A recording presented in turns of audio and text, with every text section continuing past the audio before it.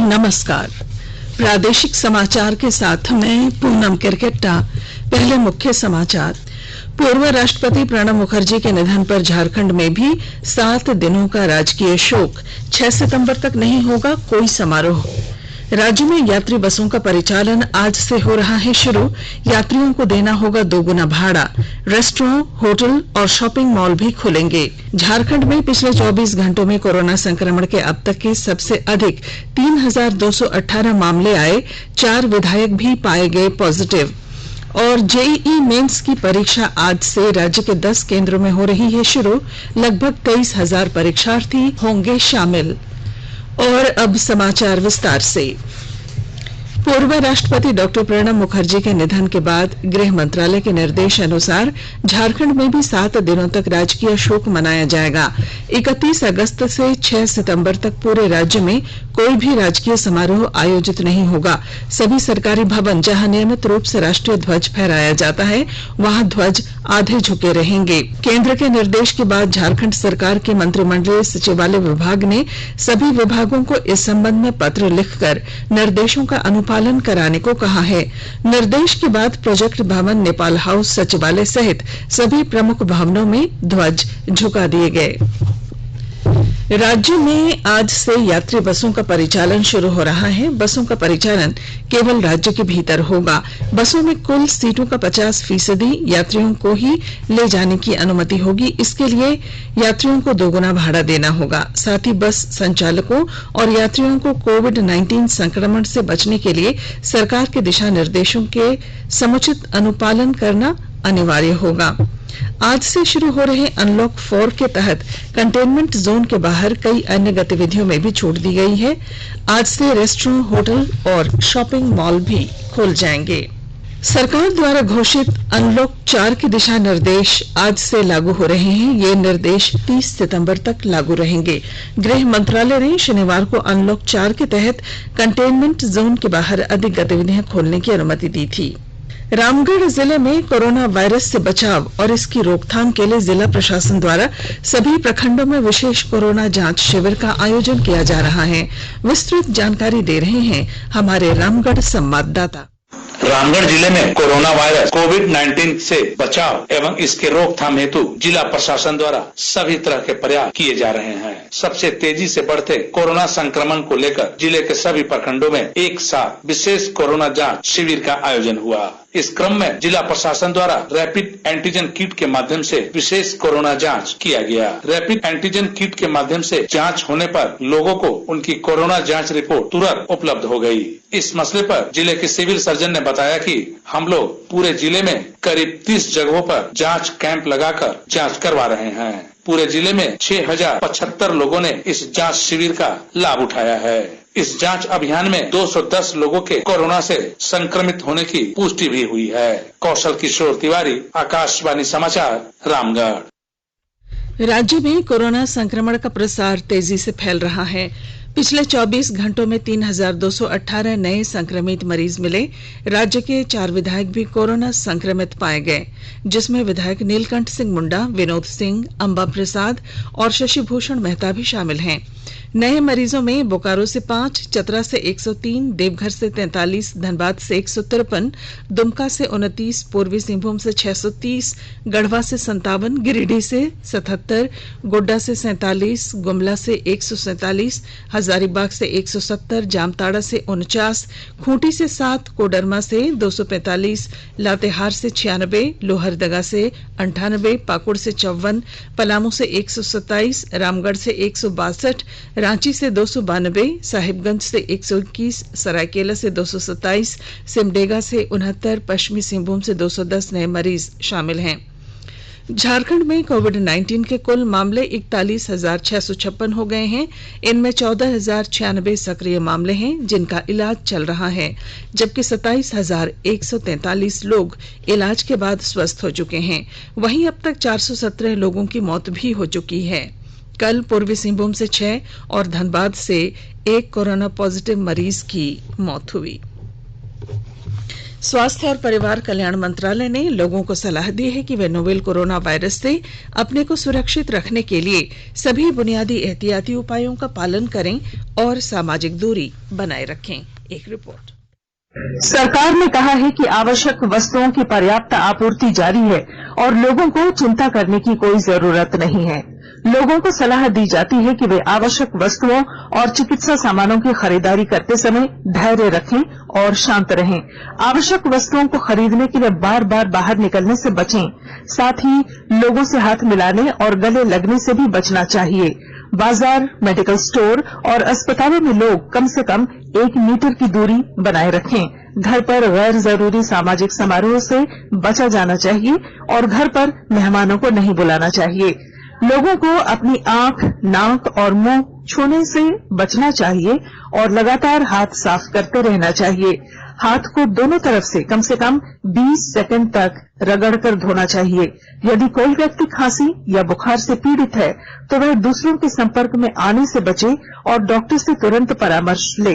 स्वास्थ्य मंत्रालय ने कोरोना वायरस के बारे में जानकारी के लिए एक टोल फ्री नंबर 1075 जारी किया है। इधर राज्य सरकार की ओर से भी कई दिशा निर्देश जारी किए गए हैं।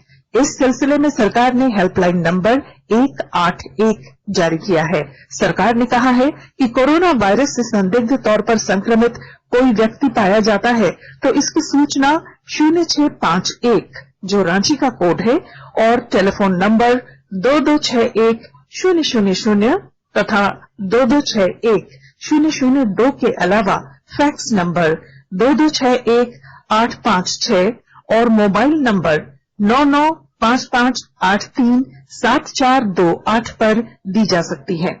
आकाशवाणी रांची भी आपसे अपील करता है कि कोविड-19 के संक्रमण से बचने और अन्य लोगों को सुरक्षित रखने के लिए कृपया घर पर ही रहें और सरकारी दिशा निर्देशों का पालन करें। साहिबगंज जिले में सोमवार को 121 नए कोरोना संक्रमित मिले। जिले में अभी तक कोरोना के 922 मामले मिल चुके हैं, जिसमें 477 एक्टिव केस हैं तथा 438 मरीज ठीक होकर घर वापस जा चुके हैं। इधर कोडरमा जिले में कल देर शाम तक कोरोना पॉजिटिव 246 नए मामलों की पुष्टि हुई। कल जिले के सभी प्रखंडों में कुल 4553 लोगों की जांच की गई, जिनमें 246 लोगों की रिपोर्ट पॉजिटिव आई। इसके साथ ही संक्रमण 1500 पार कर गया। वहीं कल गोड्डा जिले में 47 कोरोना संक्रमित मरीज मिले। सिविल सर्जन ने बताया है कि कोरोना से ठीक होने वालों की संख्या भी तेजी से बढ़ रही है। उन्होंने लोगों से संक्रमण से बचने के लिए सरकार के दिशा निर्देशों का 100% अनुपालन करने की अपील की है। आयुष्मान भारत योजना के अंतर्गत अनुबंधित अस्पतालों की अब उनकी देखभाल और सेवाओं की गुणवत्ता के आधार पर रैंकिंग की जाएगी। देश भर में 23,000 से अधिक अस्पतालों को आयुष्मान भारत प्रधानमंत्री जन आरोग्य योजना के तहत पैनल में शामिल किया गया है। आकाशवाणी से विशेष बातचीत में राष्ट्रीय स्वास्थ्य प्राधिकरण के संयुक्त निदेशक डॉक्टर JL मीणा ने बताया कि पैनल में शामिल अस्पतालों को स्वास्थ्य देखभाल की गुणवत्ता के 6 मानदंडों के आधार पर श्रेणीबद्ध करने का प्रस्ताव है। डॉक्टर मीणा ने बताया कि अस्पतालों की रैंकिंग से लाभार्थियों को पैनल में शामिल अस्पतालों में जाने के बारे में जानकारी मिलेगी। आकाशवाणी के ताजा तरीन समाचारों के लिए आप हमारी वेबसाइट newsonair.com पर लॉग ऑन कर सकते हैं। ताजा समाचार ट्विटर @AIR News Alerts और Facebook page all India radio news पर भी उपलब्ध हैं। आप प्रादेशिक समाचार एकांश के ट्विटर हैंडल @AIR News_Ranchi और Facebook page AIR News Ranchi के अलावा YouTube channel regional news unit Ranchi पर भी हमारे बुलेटिन सुन सकते हैं। जेईई मेंस की परीक्षा आज से देश भर में शुरू हो रही है। झारखंड के 5 जिलों में 10 परीक्षा केंद्र बनाए गए हैं। यहां लगभग 23,000 परीक्षार्थी परीक्षा में शामिल होंगे।